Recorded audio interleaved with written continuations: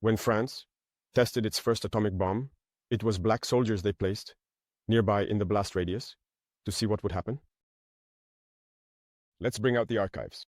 Everything they've used against Africa is terrible. So all of this needs to be communicated so that young Africans understand, because there are still many who are asleep and continue to speak on behalf of the imperialists. Whatever they're told to say, they do it. Maybe it's because, well, they're given something, I don't know. But Africans need to understand their history and wake up. So that's our fight as well. My biggest regret is having spent a good part of my youth listening to radio stations like RFI and France 24. I've been in countries where those radio stations were shut down. But we would use apps to record their news broadcasts so we could listen.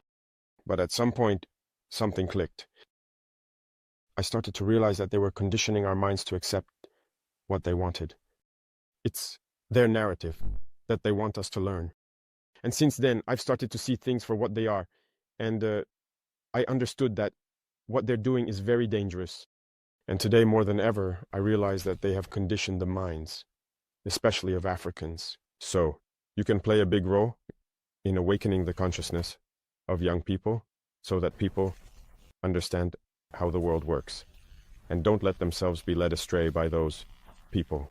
When we watch the parade of the machines that won the war, that is the T-34s up to the modern vehicles, it shows us the technological evolution of the Russian army. And it inspires us as well to get to work so that we can develop in the same direction.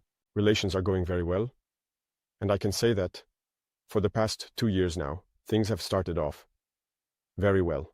And we are working on deepening the areas of defense and security, but also education and, later on, the commercial sector and other aspects. So we have staggered the different areas so that we can exchange a lot and share many experiences, because we also have a lot to learn from Russia in the field of education, especially in the sciences. Now, it must be said that up to today, gold is the main export product in Burkina Faso.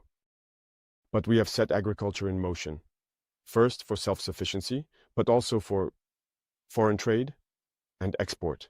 The terrorists are reinforced by many foreign fighters who come from elsewhere, who are not, in fact. If I take the case of Burkina Faso, there are many criminals in Burkina Faso, but they are not Burkinabe.